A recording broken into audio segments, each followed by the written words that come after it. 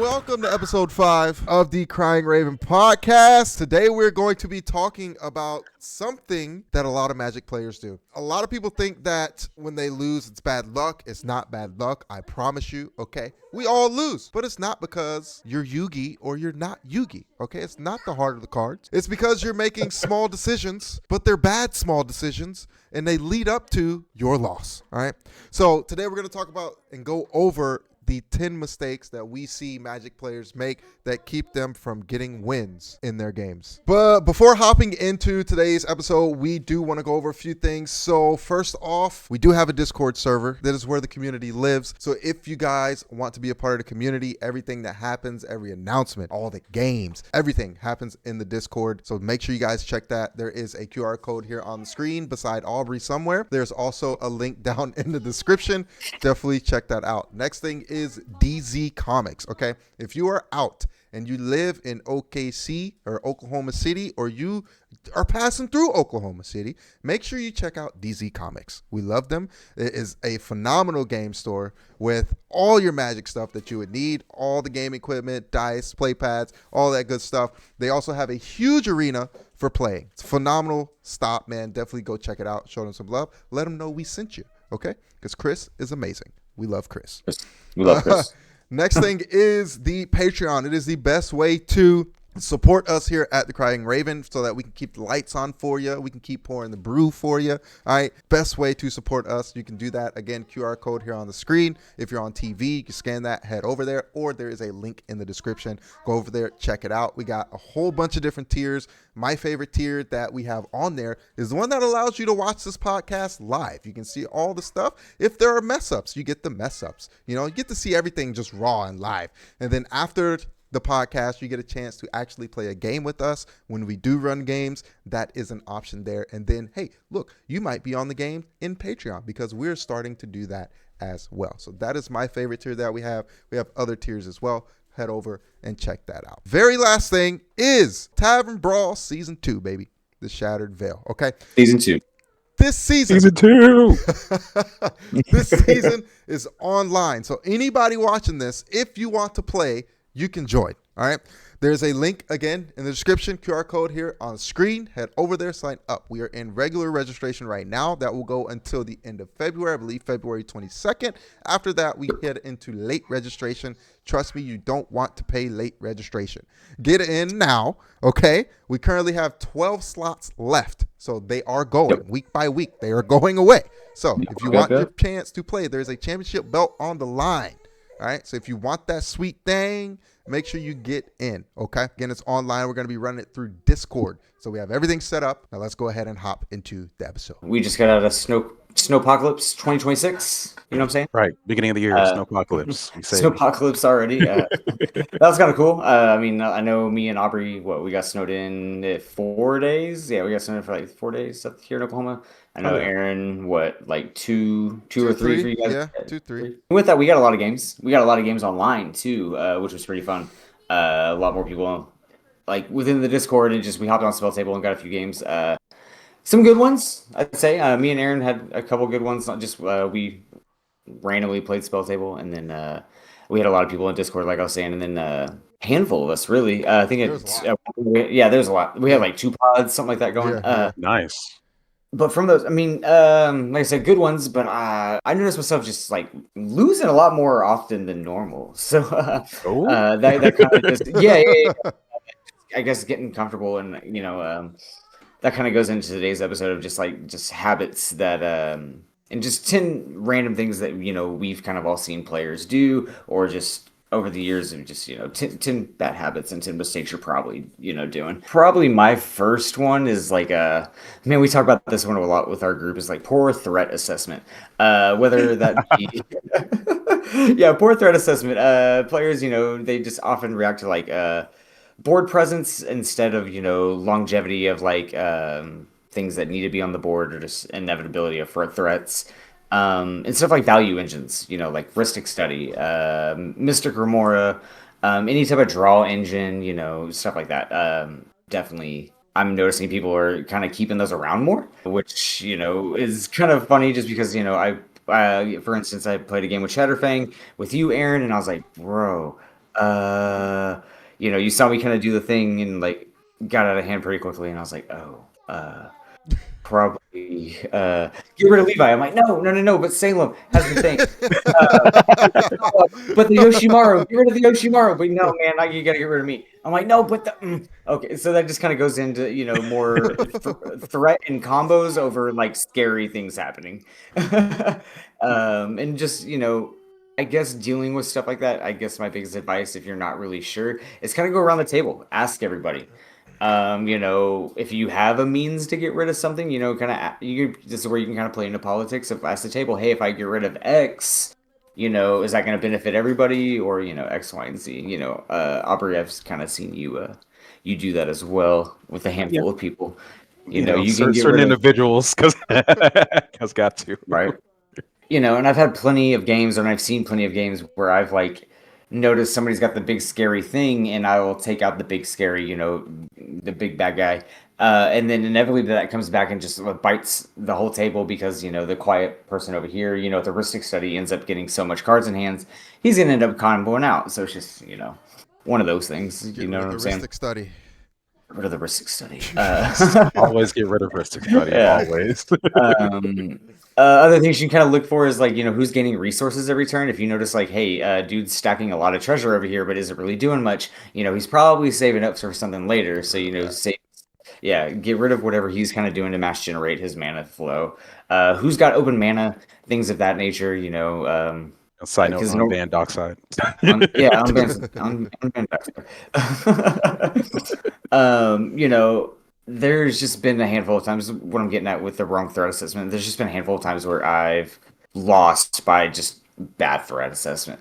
And I guess on the lighter end of that, of how you can kind of look for it more, is just look for patterns, look for like cards that you can get yourself familiar with. If you notice this player's dock side wanting to play it a lot, just make sure you have removal for it, or you can counterspell it, X, Y, and Z. And I guess another takeaway from that is just, hey, just because it's scary and big doesn't necessarily mean it's necessarily like the threat at the long term. Does that make sense? Mm-hmm. Oh yeah. So let me ask you a question. So for people who are like, they play the games and they're like, well, when all these things hit the field, I never have removal in my hand. Ooh. I would try to hold interaction more. Just you can kind of just get them one by one. I know Cascade's kind of a big thing right now, Aubrey, because you play a lot of Cascade. What would be like Cascade last yeah, man, I got tore up by it. No, Cascade is great. We love Cascade, and I have to be honest because like Discover is honestly a better version of Cascade.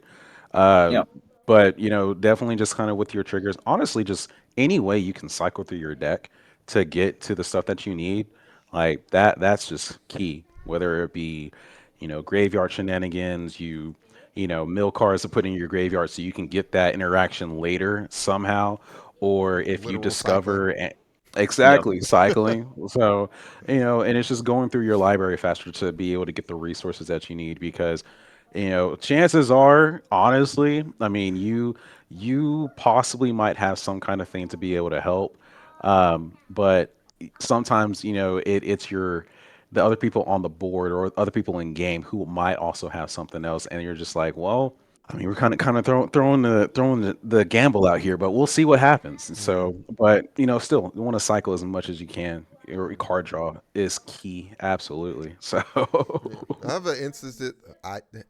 I've had instances where lately, so like normally it's just me and Jeannie playing, or like even if I go somewhere, it's probably just like me or somebody, like just a 1v1 type deal.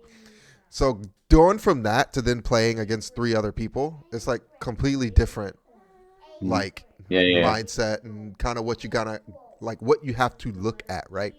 Because like anything you do on your turn, you have 3 other people looking at it to see what they can do to then either counter it or grow their own board state, and then you also have to pay attention to the 3 other people and kind of what they are also doing. So it's like you're going from paying attention to you and 1 other player to you and 3 other players, and it's like it's a lot more. Like there's a lot more going on, and that also goes into like my second one that I see a lot of people kind of like falling into, is like not really like protecting your win. Let's say I do, I'm going to take a play at Aubrey's book, you got a Crater Hoof out, you got your dragons, you got everything going. But if you don't have a way to like protect yourself from, whether it be a board wipe or counter spells, etc., you got to find a way to like protect your win. And a lot of players often assume like like your question, Aaron, a lot of players don't have interaction, or just assume that. So they're just going to be like, oh, well, you're tapped out, so I'm going to go ahead and just. Once you start getting into higher, like bracket fours and fives, there are ways to get around being tapped out for mana. You can exile something, or if you control commander, you could still interact. And a lot of players just like fail to assume that. You know what I'm saying? And maybe it's just because it's like you said, Aaron, not a lot of people run as much instant speed interaction. It's more of like a source speed or on their turn, stuff of that nature. Uh, just like it's as easy as that. If you run, there's a lot of cards out there that are instant speed that you can, fell, murder. There's other just like one drop cards that you can have at your disposal. Another thing is, I'm noticing a lot of people aren't respecting like color combinations. Like a lot of people sit on Demir for some reason. A lot of people sit on Rakdos for some reason. But respect. I don't know. Love my Rakdos, bro. Love those Rakdos Love players. that shit. But that's another way of people not holding on to, protecting their win is, they're just assuming these colors aren't going to be able to have advantage, but sometimes they will, just not respecting it. This goes into more higher play as well. Just knowing what stops, like knowing the counter meta to whatever your win is, whether that be somebody playing a Teferi's Protection or what's another good? I'm trying to think it off the top of my head. Just in Fairies Protection. I mean, another one that silence, just throwing stuff out like that. silence, a Chroma's Will. Honestly, There you go. because I use that that's a game ender. Like if I'm using that, I'm going full send. I have Drannon's Magistrate that you guys hate so much. Bro, why? Yeah, there you go. That's actually the card I was thinking about right there. Just thank you, right? Yes, thank you so much. All these cards are like white too, and I'm like, yeah.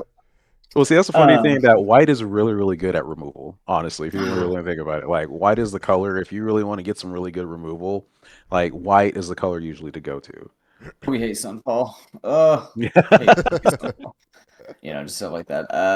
And people fail to forget that protection isn't just counter spells as well. Like you can kind of play protectively by almost playing tempo and not really rushing it. You kind of want like this goes into that not just being a 1v1 scenario. Let everybody else kind of like use their resources as well. I mean, you can use that to your advantage if you know, like, hey, he's used his force of will, he's used his murder. This dude's already used his toxic deluge. I haven't done X, Y, and Z yet. Cool. I know these main cards are already off the field. Just stuff like that. I guess the biggest takeaway from number 2 is just, hey, man, if you can win, you should be able to also be able to make sure you can back that up and win with it as well, just in case anybody's holding a counter spell or somebody's got next turn they see the pattern, they can remove something. Just make sure you're going to be able to defend whatever combo, or whether it's creatures, a combo, Thassa's Oracle, whatever you're trying to do. Just if you have it, make sure you can also protect it before you do it. You know what I'm saying? No, for sure. So, and I think, one thing that I kind of wanted to like touch on is just over committing to the board, because honestly, like when you really get into it, it's a balancing act on protecting your win and then also just going to like over committing. Because I personally do have a tendency to overcommit. Because especially like a lot of times, I'm just looking for regular schmegular combat damage to be able to get my win. So like green and it having a lot of stuff that has trample, that's one of the ways that like I do combat damage, and trample getting around, it has that external damage or the overflow of damage that actually gets to the opponent. You know, I got to swing pretty much with anything that I have to be able to get more damage out and also kill your creature. Which at that point, if I swing everything out, I'm overcommitting at that point, and I leave myself wide open to attack. You know, so it is one of those things of I've also ran into games where it's not me mainly about me attacking, but just like my dinosaur deck and discover, I may go ahead and discover like 3 or 4 times in one turn, and that would be quote unquote overcommitting because now I wasn't a target like 2 turns ago. Now I am a target Yeah, you're making because yourself. I just got the big beat sticks out here with trample. So, Slinging them it around is. and stuff. Hey Right. man, we're just gonna go out here. But anyway, but that's another thing. It's just overcommitting to the board. I mean, I don't know, just one of those things that it's a balancing game. Something to definitely kind of keep in mind as well. So what do you For think? sure. What do you think would be able to help people with that? Just kind of like slowing down, or like Honestly, like Levi touched on it a moment ago, is tempo. If somebody went ahead and tutored for something, okay, so you tutor for a specific card you may need. All right, so I'm going to want ahead and have a little bit more card draw. So if I don't have a tutor, I can at least go ahead and go through my library a little bit faster to be able to get resources that I need. That's just a weird, one example right there. Or instead of overcommitting, it's a way of playing the politics or the mind game. I'm going to hold a spell maybe like 1 or 2 turns to see if I can be able to bait something out, and then if what I baited out gets destroyed, then I'm like, haha, I got my trump card that I've been waiting to go ahead and play. So Yeah, like I was waiting for it, bro. I was waiting for the Force of Will. I was waiting for a Fierce Guardianship. Just those key cards, basically. No, man, I've been there for oh, oh sure. that's yeah, why. That's why. absolutely. That's why when I'm playing against Levi, because he just be talking, bro, and I don't be knowing what the heck he got in his hand. Like when not last night. The last time we played before last night, this motherfucker bluffed me for 2 turns. Because Oh I didn't yeah, know, dude. I hard, bro. had Poker no face the idea. shit out of him. Had me scared to swing, bro. I swear to God, because I had no Left idea what he open had, because I dude. just left open mana. Just left the open mana here. Legit. I was playing Yuriko. I Yeah. was just like, You're go- ooh, oh, Had like two choice. mana sitting there. And I'm like, what? And Ooh. he was just talking, dude. I'm like, what can this man possibly have that if I swing, I lose everything? And I'm just like, dude, you know what? Whatever. So I didn't swing that turn. The next turn, I just grew more. Didn't swing again because again, I'm thinking he has something. And then the Right. last turn, I think I stole Yuriko. And then at that Yep. point, I was just like, "Fuck it, I'm swinging." If he got something, it is what it is at that point, bro. Like my board's too damn big at this point. No, Yep. absolutely, man. So and that's that politicking, man. That's that mind game, that Jedi will type stuff. You Legit. do not need to play the card, young one. You don't need to play that card. You don't need to play that. It's fine. One thing I want to talk about, though, which kind of leads from that, is interaction timing in general, right? Yeah. So there's a lot of times where, like, you'll see somebody does play like the big scary thing, and you don't necessarily know what everybody else has going on. You don't even know what they have going on. Like Aubrey just said, he might play something to just bait you. And if you play that interaction, well, you just got baited. The next turn, you're screwed. So it's just knowing when you need to actually interact, especially if you have one of those like really powerful like interaction cards in your hand.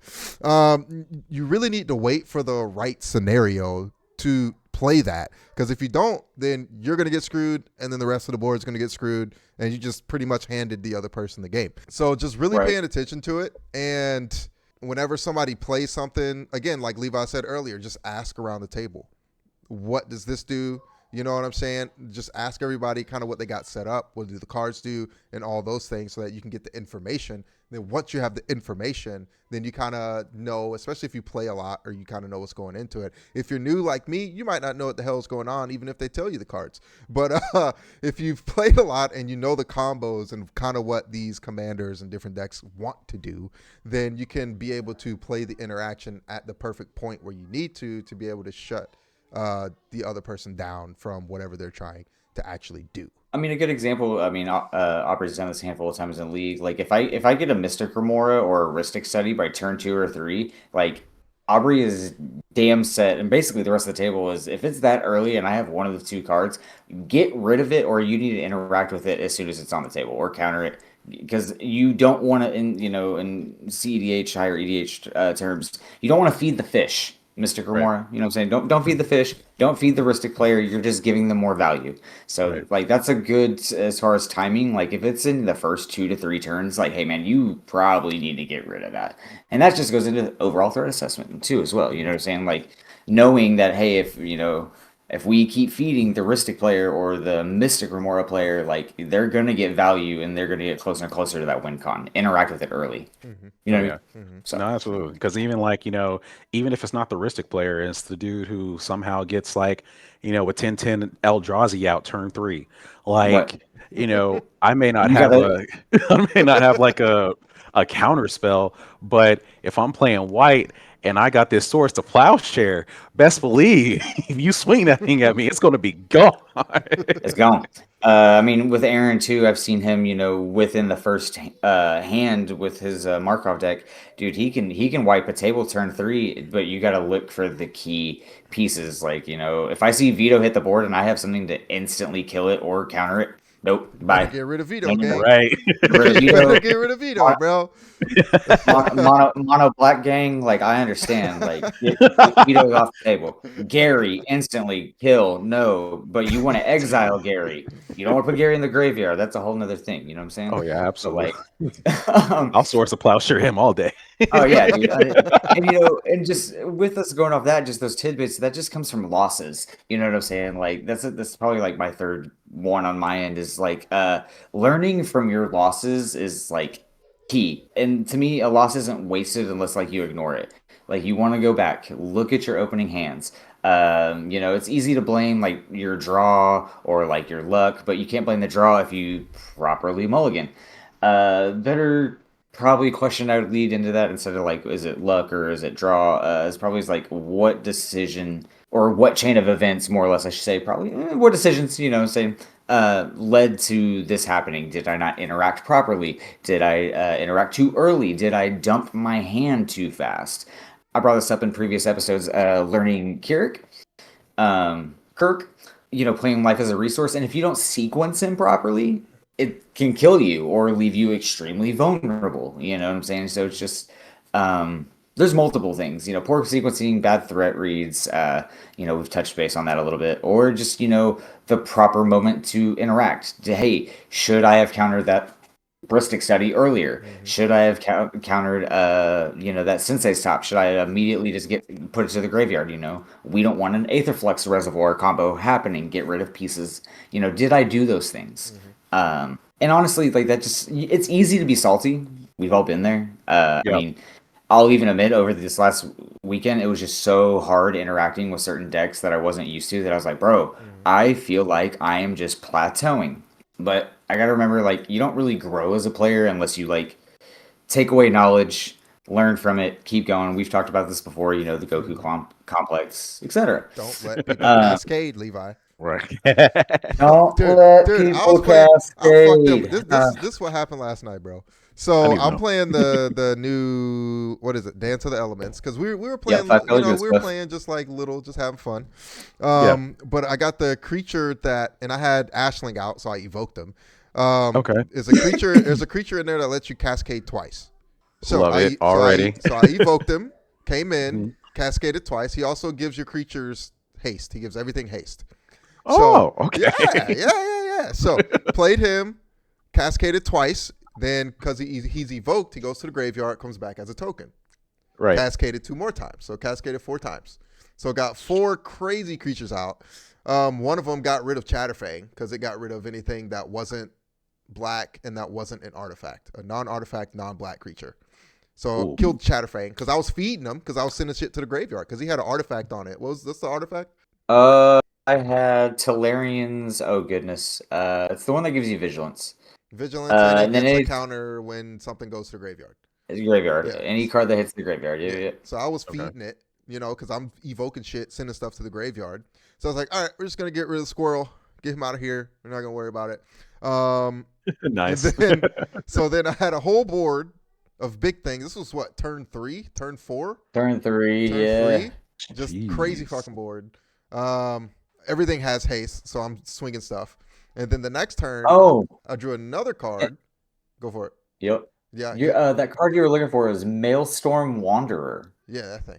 It is a legendary creature. Elemental creatures you control have haste. Cascade twice. Yep. Yes. Yep. Gnarly. It's a 7/5. Yeah.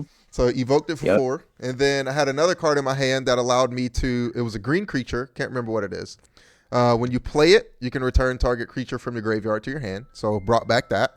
Then when it dies, because I evoked it, so it goes to the graveyard. I brought another creature back to my hand because it's the same thing. So it triggers pretty much twice on ETB and going to the graveyard, right? What is this madness? Bro, it's wild. So the next turn, guess what? Levi was dead at this point. I think Salem killed him. So then turn 4, I play the creature to cascade. What, baby?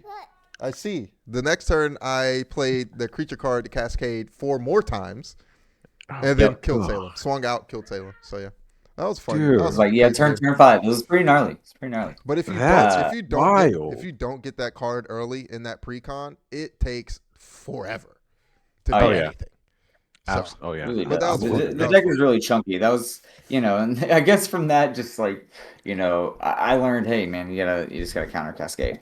But every loss is like data and a willingness to learn if you just look at it that way. You know what I'm saying? So I mean, and then talk about mulligans. I don't know, Aubrey, you might know a little bit more about mulligans than me, bro. Oh yeah, bro. Because honestly, like, Levi, you were talking about, see, look, me having a brain fart. Mulligans, and I think I was talking about just in that sense of just knowing when to mulligan down. Knowing when to mulligan down, but like, pretty much like bad mulligans. Like, I mean, you get to a point where like there's nothing wrong with keeping a 4-card hand. You just need to know your deck well enough to be able to go ahead and make sure you have stuff to do. I mean, I've gone all the way down to like, you can have 7 cards in hand. I've gone all the way down to 4, and I was set up for at least a good, 5 turns. But at the same time, like if you mulligan, like I want to say just like regular schmegular casual commander night, go into your LGS, and you have to mulligan your deck roughly about like 4 times, roughly. You might need to go ahead and take another look at the land base. You might need to take another look at what you got in there, because it may not be enough stuff to actually be able to do what you need to do. We learn from our losses. So if part of your loss was that you were, mana screwed over in the first few turns, and it's been consistent. My dad used to tell me that, I mean, you can't continue to do the same thing over and over and expect a different result. That's the definition of insanity. Magic will make you insane sometimes. Oh yeah. We all take a lot of Tylenol. It's fine. Right. But I think something I'll add to that, Aubrey, is a big kind of rule of thumb I've tried to take away from like getting better with mulligans is I ask myself, okay, in this hand, if I ever have to ask the question, okay, if I just top deck blank, nah, man, I need a mulligan. Like, if you ask yourself, okay, if I can just if that comes out, if I just top deck this, nah, man, go ahead and mulligan. Like, you said that to Salem the other night, and I was like, that makes sense, because I catch myself saying that so much, and I'm like, all right, bro, if I catch it now, I'm just gonna do it, bro. We're gonna listen to Levi. It's a good little mantra, man. Like I've been normally I've been down to 6 and 5. I try not to, just because I play Yuriko. If I'm playing Keurig, I can maybe do it if I have like a good opener like Dark Ritual and some good like fast mana. Get him out, I can probably do it. But with Yuriko, I play her so tempo that like I try not to go down to 4. I try to stay, right at that 5, if not, higher. Obviously, we all want good mulligans, but right with Markov too. I probably don't want to go past 5, bro. Just because the tokens, like I need the token generation, so I need the shit to get out there. So you need it early. Yeah. And that just that comes into like I guess you'd call it resource management, more or less. Aubrey, you're a green player. You know all about like having the proper resources and stuff. Oh yeah. You know what I'm saying? Well, especially like when you think of resource management, I think of like pump spells, like the X spells. Because like that goes another thing with like overcommitting. I don't want to pump so much into it that I don't have any interaction, or I don't have any mana left, so I can be able to cast some more stuff, or something else comes in to be able to fill out my board or give me that winning opportunity. So, or you just kind of taking a step back before actually casting any spells. You draw your card, take a look at how much uh, mana you actually have, and really take a look at pool like how much of your resources can you actually have. You have 5 mana, and you have 7 mana, and you have 3 spells that are 2 cost, or play some of those spells, or if you're going to go ahead and play a spell that is, out of the 7 mana, a 4 or 5 cost. I mean, depending Oh, I on see what you're doing. you I see know, you're basically chopping down your mulligans based off like, okay, if like based off what's in hand to the mana ratio, including mhm, rocks to spells, how far can this take me? Within, exactly. I got you, brother. Nice, You nice, nice, know, nice. I see you there chopping it up. yeah, no, For sure. absolutely. But Like that's Um, that's literally what I was thinking. That was one of those things. I mean, or I mean, heck, just yeah. If you can't play 10 mana if you only have like, or I mean, you can play 10 mana, but if you only have 11, pray to God you got a soul ring or something like that. something, bro. You got bro, if you we got got to that talk much about shit in your people hand, better. bro, I don't even know what to say. You just ain't been playing the game at that point. You like, bro, come on. You able to tap out 10 mana in fucking one turn? You brother, Like right, come on, right. dude. So, but I mean, what do you, when you guys think of like resource management, like what comes to mind for y'all? For me, it would be more of just like knowing, almost kind of like just knowing when to play what. Like if you're trying to set up certain scenarios, then kind of like Levi touched at the earlier, just like try not to dump your hand at once, right? Right, Because once you dump your hand, then you're kind of just going every turn. You're going one draw. What's this? One draw. What's the, like? At that point, you can't really play the game. You're just playing what you already have out on the board. Then if somebody right, comes through and they throw a board wipe or they get rid of something, well, now you absolutely have nothing to play. You're just out of the game at that point. So really paying attention, and even if you're trying to set stuff up, and I'll fall into this a lot because again, I play Markov. I want tokens on the field. I have lower cost vampires to make sure that I can actually play them to then generate tokens.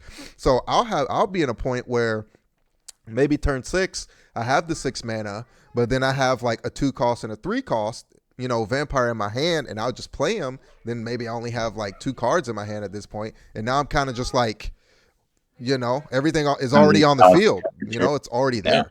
So the next turn, I'm just like praying for a good draw to where I can still do what I need to do. Right. So oh it's yeah, just paying attention to either what you're trying to set up, what other people are trying to set up, and then play your hand according to kind of what's going on the field. Right. I mean, and that kind of falls into almost every category. Like, just overall from, poor threat assessment, overcoming, board states, etc.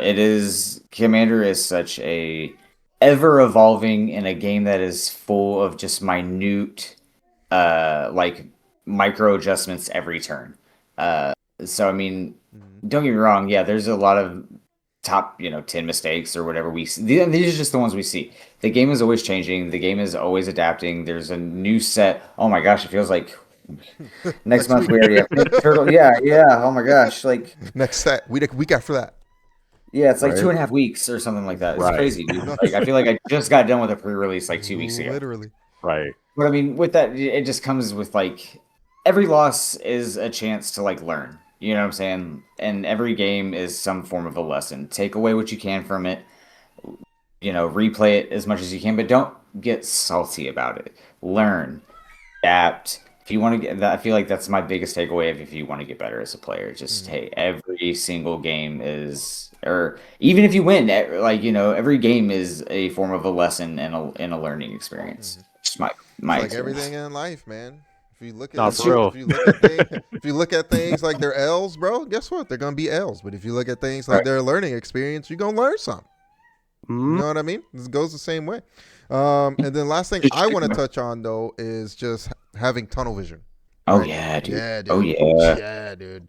And just like kind of again, we kind of just been touching on all these things across the whole entire podcast today. But if somebody does play the big creature thing, and Rodney did this. We talked about this in one of the past episodes in the semifinals when Karn. Ronnie tunnel visioned on fucking Karn. Aaron, dude, and he got messed up, right? So doing that and putting blinders on and only looking at one thing, dog, it will mess you up, dude. You got to always be able to look at the entire board.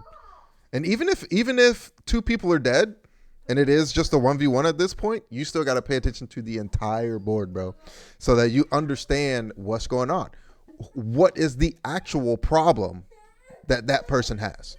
And then then you can deal with that problem. But if you just see like the one thing and you're like, okay, I don't feel like dealing with that, but then like they got like two other things that are more important than this, but you target that, guess what? You're screwed. Because all you saw was that thing, you know? So just keep it, take the blinders off. Don't be a horse on a racetrack, please. Okay. And just I've heard that one in a while. I like that. Don't be the horse on the racetrack. Yeah, don't be the horse. We're not going straight here, folks. We're going side to side, loop to loop, everywhere. All right, pay attention to the board, bro. And don't make me take you out behind the barn. I'm like, man, yo, I promise, my leg works. Oh man, that was good. That was great. That was beautiful. Beautiful.